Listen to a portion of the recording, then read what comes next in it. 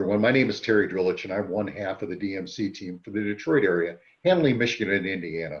The Midwest region DMC team would like to thank you in advance for watching this webinar. This is the fourth in our series of webinars, and the focus of this presentation is the best practices pertaining to internet lead follow-up with the intent of improving customer engagement.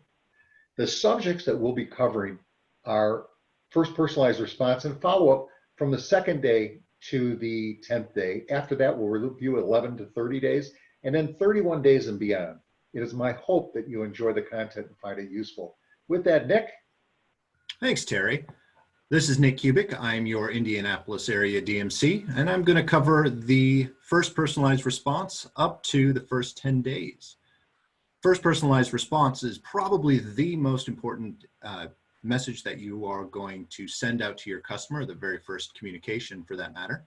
And you want to make sure that those messages, though short, are very detailed and that you tie each one of them together. So whether you choose to email or call or text first, we want to make sure that each one of these contact methods tie into each other. For example, if you send an email, make sure that you let the customer know that you're going to be calling and that you might text.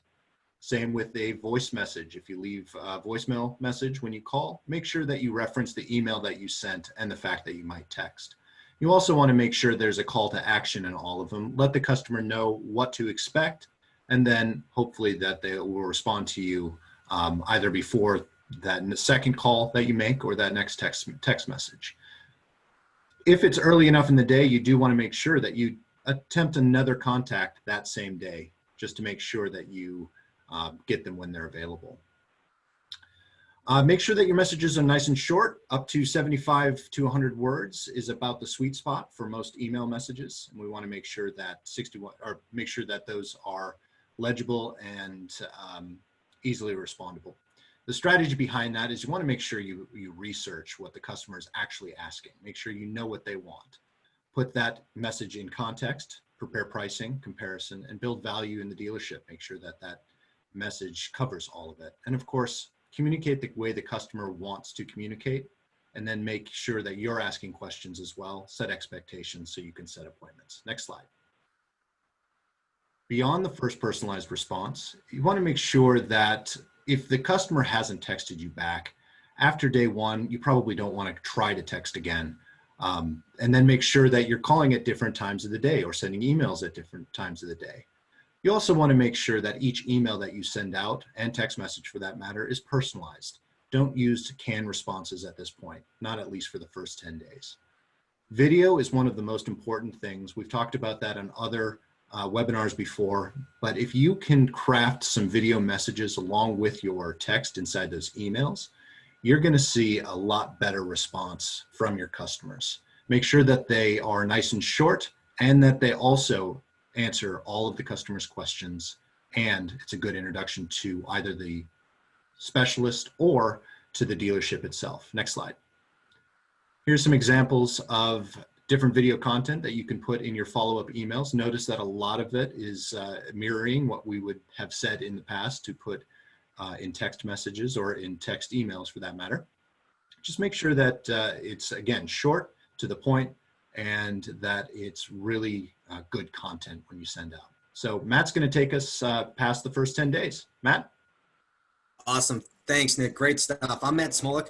I'm the other half of the Detroit area DMCs covering the Ohio territory, which includes Cleveland and Columbus. So I want to take you through some of the stuff from days 11 through 30. So we know the first 10 days are extremely important, and the strategies that Nick points out, you should continue to use them. But the actions you take after the initial lead response over the next 20 days can make the difference between success and failure. What we have to remember too is the average consumer takes no less than 9 attempts until we actually have contact with them. So this is where a lot of stores fall off. That's where we've seen in our studies. But so between 61 and 65% of customers, they buy within the same month they submit the lead in. So what's important after this? Well, let's take a look at an example, and we can look at the action day, day 15, email and call. Make sure we're staying up to date on current programs or savings, but always remember to give them an expiration date or remind them of an expiration date of a price quote that you give. Always send information about the vehicle they inquired about. You can also update with a new quote 10, 15 days later. Maybe we've changed, maybe some bonus cash. Nissan never does changes in bonus cash mid-month or towards the end of the month. Send them a new quote with some updated savings, and make sure we're also including a pre-owned inventory option, especially near the end where it's starting to expire. Now let's go on to the next slide. So, but unlike in person sales, online sales, we don't have a chance to ask the customer what their hot buttons are in a vehicle. So let's think of, if I was a customer, what would be important to me? Performance, safety, styling, design, fuel economy. What are some of the reasons? What are some of the reasons they could buy or not buy? Maybe it's payment, trade-in, credit. So when we're crafting email responses day 11 through 30, make sure this isn't, hey, are you still in the market? Have you bought a vehicle? Do you want to come in? Let's talk about content. Let's talk about why they would pick a Sentra over a Corolla, or why 5 reasons why your family should consider a Nissan Rogue. And a great place to find all that information is free, and it's located right on nissannews.com. All the data about the car is listed there, from overview, specs, vehicle fact sheets. You can share this with the customer in a follow-up email. Little best practice tip: go there, find the information that you like, keep it short and sweet. To Nick's point, keep it 75 to 100 words, and break this up over several days. So here's an example, but don't forget to follow up your email with a call to tell the customer what you sent. We send this email early in the morning or later in the evening. That might have disappeared from the customer's top of their inbox by the time they get a chance to check it. So, hey, this is Matt from ABC Nissan. I just sent you some information on the Sentra safety. It's pretty awesome. Please give me a call back if you have any questions. Remember, this may trigger a hot button. Another follow-up will look like send current program or savings and give them an expiration date, not the end of the month. Savings end in 10 days. But don't forget, every store is different. So work with your DMC. We can help you build your own personalized follow-up process that works best for your store and your customers. Thanks for tuning in, and I'm going to turn it over to Bill. Thanks so much, Matt. My name is Bill Schmidt. I'm the DMC from the Chicago area.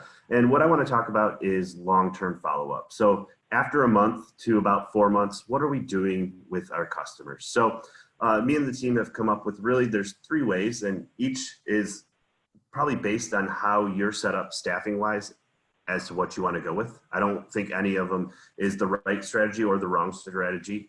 It's just finding what's best for you. So what we have here is basically email marketing. So you'll take and trigger specific emails to customers at different points in time throughout that next 3 months. Active contacts, so keeping them a part of your active follow-up process for the next 3 months.